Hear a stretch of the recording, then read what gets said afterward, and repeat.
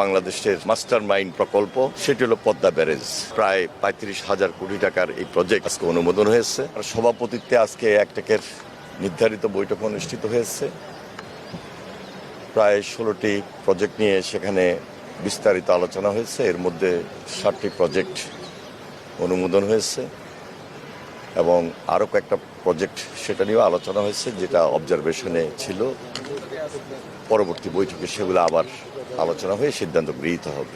এর মধ্যে সবচেয়ে যেটা গুরুত্বপূর্ণ, আমরা এক কথায় বলি যে বাংলাদেশের মাস্টার মাইন্ড প্রকল্প, সেটি হলো পদ্মা ব্যারেজ। প্রায় ৩৫,০০০ কোটি টাকার এই প্রজেক্ট আজকে অনুমোদন হয়েছে, যেখানে বাংলাদেশের ৩ ভাগের ১ ভাগ অঞ্চল, ২৪টা জেলা, ৭ কোটি মানুষ, 37% তারা উপকারভোগী। জনস্বার্থে গুরুত্বপূর্ণ বিদায় এই প্রকল্পটি আজকে অনুমোদন হয়েছে। এই জন্য আমি মনে করি যে এই প্রকল্পটি বাস্তবায়নের মধ্য দিয়ে যে বাংলাদেশের দীর্ঘদিনের যে দক্ষিণ পশ্চিমাঞ্চল, উত্তরাঞ্চল, সেই দিকের মানুষ সবচেয়ে বেশি উপকার পাবে এবং দেশে যে একটা উপকার সুবিধা রেভিনিউর দিক থেকে, সেটা আমরা এই প্রজেক্টটা শেষ হলে সবচেয়ে বেশি অর্জন করতে সক্ষম হব। আরেকদিকে আপনারা জানেন যে ফারাক্কা ব্যারেজের কারণে আমাদের ওই অঞ্চল শুষ্ক মৌসুমে, যেখানে 15% পানি আমরা পাই, এটা তো সেখানে একটা শুষ্ক মৌসুমে একটা বিশাল খরার সৃষ্টি হয়। আমরা এই পদ্মা ব্যারেজ করার মাধ্যমে সর্বোচ্চ বেনিফিটটা আমরা ওই অঞ্চলের মানুষকে দিতে পারবো। সেটা কৃষিখাতে হোক, সুন্দরবনের জন্য হোক, যেহেতু প্রচুর লবণাক্ত হয়ে যায়, জলবদ্ধতা তৈরি হয় এবং পদ্মার সঙ্গে যে কানেক্টেড খালগুলো আছে, নদীগুলো আছে, সেগুলো ডিসকানেক্ট হয়ে যায় এবং পানির প্রত্যাহার হওয়ার কারণে এই সমস্ত সমস্যা তৈরি হয়। সব দিক বিবেচনায় এই প্রজেক্টটিকে আমরা এই জন্য বলছি যে মাস্টার মাইন্ড প্রকল্প, যেটা আমাদের নির্বাচনী প্রতিশ্রুতি ছিল, ইশতেহারে ছিলেন মাননীয় প্রধানমন্ত্রী জনাব তারেক রহমান নির্বাচন পূর্বে রাজশাহীতে গিয়ে জনসাধারণের সামনে সেটা বক্তব্য রেখেছিলেন, কমিটমেন্ট করেছিলেন। আজকে সেটা বাস্তবায়নের জন্য আমাদের এই প্রকল্পটি একটাকে অনুমোদিত হয়েছে। এর সঙ্গে আরও 6টা প্রকল্প অনুমোদিত হয়েছে, যেগুলা খুব বেশি দৃশ্যমান সহসায় আস্তে আস্তে হবে।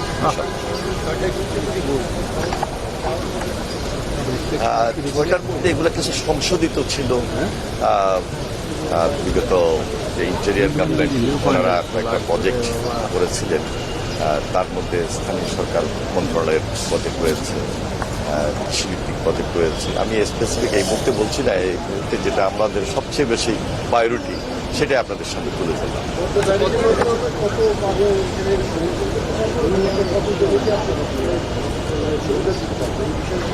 এটা আমাদের সেই যে অঞ্চল, বাংলাদেশের 3 ভাগের 1 ভাগ, যেখানে 7 কোটি মানুষ এর সর্বোচ্চ সুবিধা পাবে।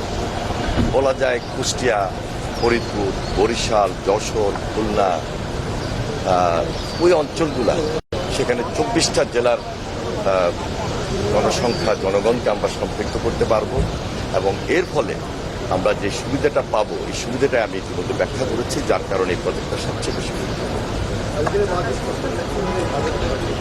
যার সম্পূর্ণ জিওবি ফান্ড আমাদের গভর্নমেন্ট, আমরা এই ফান্ডটা 7 বছর লাগবে এই প্রজেক্টটা শেষ করতে। 2033 সালে এই প্রজেক্টটা শেষ হবে। তাহলে প্রতি প্রজেক্টটা যদি 35,000 কোটি টাকার প্রজেক্ট, 5 টাকা 35, এক বছর 5,000 কোটি টাকা আমাদের সরকারের জিওবি ফান্ড থেকে এটাকে এখানে এঙ্গেজ করতে। তবে এইটা ফার্স্ট ফেজ। সেকেন্ড ফেজে আরও কিছু থাকবে, যেখানে আমরা ওই অঞ্চলে একদিকে একটা স্যাটেলাইট, 7টা স্যাটেলাইট টাউন গড়ে উঠবে। তার পাশাপাশি সেখানে এই প্রজেক্টের মধ্যে 3টা হাইড্রো ইলেকট্রিক পাওয়ার প্ল্যান্ট রয়েছে। সেখানে নেভিগেশন ব্লক রয়েছে, সেখানে ফিশ পাস রয়েছে, সুতরাং সবকিছু মিলে অত্যন্ত গুরুত্বপূর্ণ এবং এই প্রকল্পটা দেশবাসীর জন্য সবচেয়ে বেশি এই যে সামনের যে বাজেট, সামনের যে অর্থ বছর, আমরা তো ইনশাল্লাহ খুব সহজে আমরা শুরু করবো, যার কারণে আজকে এই একটাকে এটা অনুমোদন হয়েছে। 34,494 কোটি টাকা।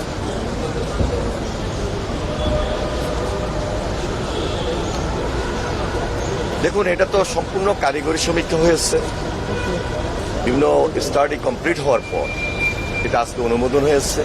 এখানে একটা বিশাল রিজার্ভার থাকবে, আমরা এই পানিটাকে এখানে জমা রাখবো, বর্ষার পানিটাকে আমরা সেটা পাস করব, এবং ন্যাচারাল ওয়াটার আছে, বৃষ্টির পানি আছে, সব কিছু মিলিয়েই তো আমরা এই প্রকল্পটা গ্রহণ করেছি। এই প্রকল্পের সঙ্গে অনেকগুলো নদী কানেক্ট থাকবে, পদ্মার সঙ্গে, এটার সঙ্গে গঙ্গার সঙ্গে পদ্মা, পদ্মার সঙ্গে নদী। সেই নদীগুলো হলো আপনার হিসনা, মাথাভাঙ্গা, গড়াই, মধুমতি, ইসামতি সহ আরো কয়েকটা নদী।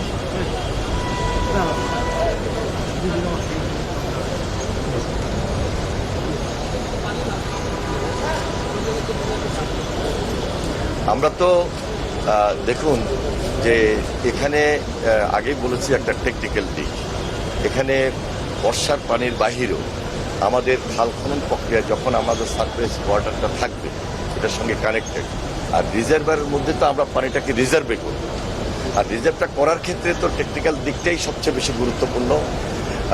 বর্ষার পানি, তারপরে আপনার যখন শুষ্ক মৌসুমের আগে যখন বর্ষার পানি, প্লাবনের পানি থাকবে, তারপরে আমরা ওইটাকে রিজার্ভ করে রাখার জন্য যা যা কিছু দরকার, গভীরতা, সেদিক উল্লেখ করেই তো আমাদেরকে এই পানিটাকে রিজার্ভ করতে হবে, এবং এই রিজার্ভ থেকেই তো এটা নদীতে যাবে, খালে চলে যাবে। সেক্ষেত্রে এই চুক্তি নবায়নের বিষয়টা, গঙ্গা চুক্তি তো 30 বছর পূর্ণ হয়ে যাচ্ছে। হ্যাঁ, সম্পূর্ণ আমাদের স্বার্থ সংশ্লিষ্ট। আমাদের টেকনিক্যাল টিম কাজ করছে গঙ্গা চুক্তি নিয়ে। আশা করছি যে এই বছরেই আমরা এটাকে রিভিউ করব, এবং পার্শ্ববর্তী দেশ ভারত, তাদেরও সেখানে স্টাডি কাজ করছে। সেই জন্য আমাদের যে জয়েন্ট রিভার কমিশন যেটা, সেখানে যে কমিটি হয়েছে, ওনাদের যে কমিটি হয়েছে, সেই কমিটি মিলেই তো আলোচনা হচ্ছে, এবং সিদ্ধান্ত খুব শীঘ্রই আপনারা পাবেন। এবং এর মধ্যেই আশা করছি যে 30 বছরের যে চুক্তিটা সম্পূর্ণ হয়ে এবার হচ্ছে, সেটা কন্টিনিউ আবার করবে। 34,000-এর বেশি।